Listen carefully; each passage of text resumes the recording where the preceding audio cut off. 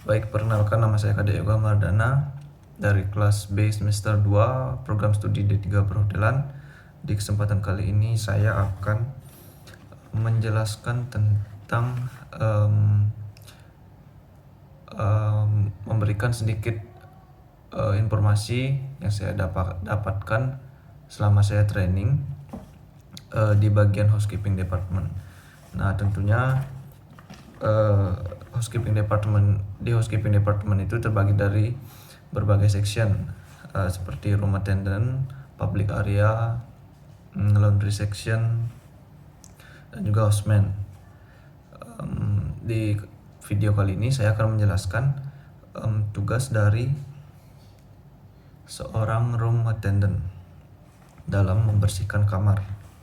Nah, tentunya dari seorang room attendant ini memiliki tanggung jawab yang sangat besar dalam engage terhadap kamar tamu tersebut, mulai dari menjaga kebersihan, kerapian tamu, kerapian barang-barang tamu, kebersihan kamar, dan selalu care terhadap apa yang dibutuhkan tamu tersebut selama mereka tinggal di hotel kita. Nah, kali ini saya akan menjelaskan step-step yang harus diperhatikan sebagai seorang room attendant ketika menangani kamar tamu. Di sini saya akan menjelaskan 8 step dalam menangani guest room. Yang pertama itu adalah before entering the guest room. Nah, apa itu before the entering the guest room? Yaitu sebelum kita memasuki kamar tamu, apa yang harus kita lakukan.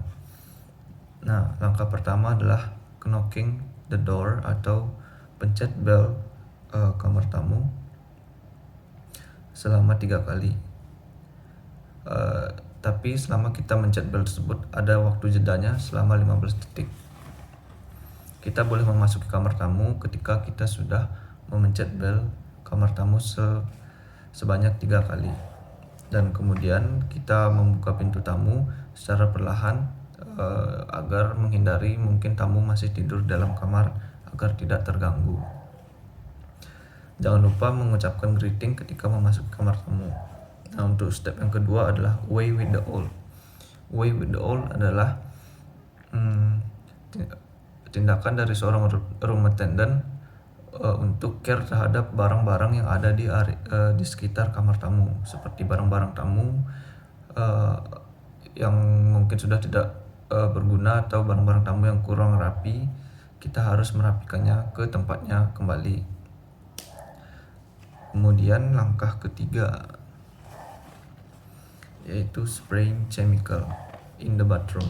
Nah, kenapa kita lebih awal spraying chemical di bathroom daripada kita menangani bagian-bagian lainnya seperti di bagian kasur tamu atau di area lainnya?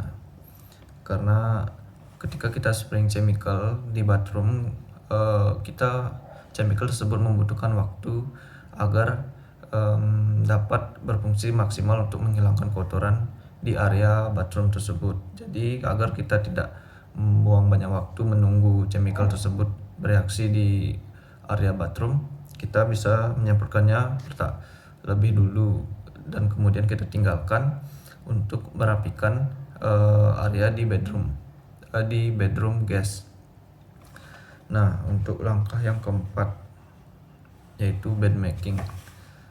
Dalam bed making kita harus memperhatikan terlebih dahulu barang-barang tamu yang ada di atas bed tersebut ataupun di dalam selimut tersebut. Jangan sampai ada barang tamu seperti perhiasan yang mungkin berada di bawah blanket, kita tidak menyadarinya. Nah, untuk menghindari hal tersebut, mungkin kalian akan pernah menemukan kejadian di mana barang perhiasan tamu itu kurang rapi di atas bed. Langkah pertama, kita harus memfoto barang tersebut agar menghindari resiko kehilangan barang tamu yang mungkin saja tamu tersebut menjebak kita. Nah, setelah kita merapikan barang-barang tamu yang di atas bed, kita mulai merapikan bed tersebut, dan jangan lupa memperhatikan helai helai rambut. Pastikan itu sudah bersih di atas bed, sudah tidak ada helai rambut sama sekali. Kemudian setelah kita making bed, kita kembali untuk cleaning the bathroom, karena kemungkinan besar untuk bed making itu sekitaran 3 menitan ya. Jadi itu sudah waktu yang cukup untuk chemical tersebut sudah bereaksi di area bathroom. Kita mulai membersihkan area bathroom. Di sana juga kita harus memperhatikan barang-barang tamu seperti alat-alat mandinya, kita rapikan terlebih dahulu sebelum kita membersihkan. Nanti takutnya tamu tersebut tidak sengaja kita jatuhkan dan malah menjadi masalah besar. Nah, jangan lupa ketika membersihkan bathroom itu sampah rambut terutama itu sangat krusial sekali, paling penting.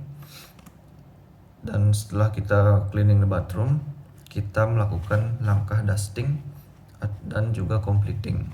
Nah, langkah dusting itu kita mulai searah jarum jam. Sebagai contoh, kita mulai dari kanan mengitari area kamar dan kembali lagi ke titik awal kita mulai dusting. Setelah kita dusting, kita cek semua amenities seperti amenities di coffee table, mungkin ada yang kurang, kita bisa langsung completein. Dan juga di area bathroom, dan jangan lupa kita harus ingat preference tamu di setiap kamar, karena kemungkinan tamu juga memiliki preference, mungkin request extra amenities di bathroom atau extra towel. Kita jangan lupa untuk menot tersebut di assignment kita. Nah, setelah kita dusting dan completing amenities, langkah selanjutnya adalah vacuuming. Vacuuming ini sama juga seperti langkah ketika kita akan dusting, yaitu bergerak mengikuti arah jarum jam agar tidak ada debu atau helai-helai rambut yang tertinggal ketika kita vakum. Semua area harus kita vakum, termasuk juga jika kamar tersebut ada balkoni, itu juga harus divakum karena tamu habis liburan mungkin kemana, ke pantai, mungkin pasirnya banyak di dalam kamar. Jadi vakum itu di bagian ini, vacuuming ini adalah bagian yang paling penting. Dan kemudian setelah vacuuming ada final check. Nah, final check ini kita final check ini juga termasuk dalam bagian mopping, yaitu mengepel.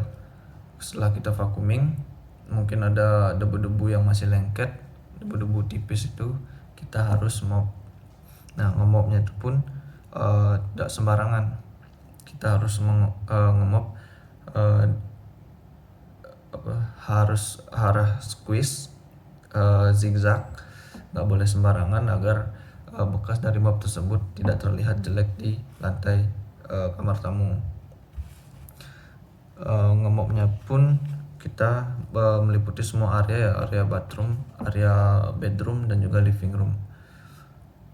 Dan setelah kita melakukan mopping, tunggu lantainya kering, kita cek kembali. Mungkin ada yang kurang, mungkin ada debu yang masih belum dibersihkan secara maksimal.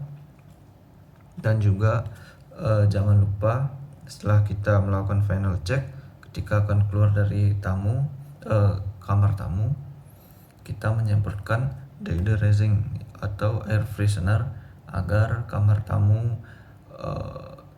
memiliki bau yang harum setelah kita bersihkan. Nah, mungkin itu saja yang bisa saya sampaikan mengenai langkah-langkah yang harus diperhatikan oleh seorang room attendant ketika akan memasuki atau membersihkan kamar tamu. Dan jangan lupa setelah kita membersihkan kamar tamu, kita mencatat waktu waktu ketika kita memasuki kamar tamu dan juga ketika kita selesai membersihkan kamar tamu harus selalu dicatat agar sebagai backupan kita ketika tamu itu komplain terhadap pelayanan kita. Nah, mungkin seperti itu yang bisa saya sampaikan. Saya mohon maaf bila ada salah kata dan terima kasih.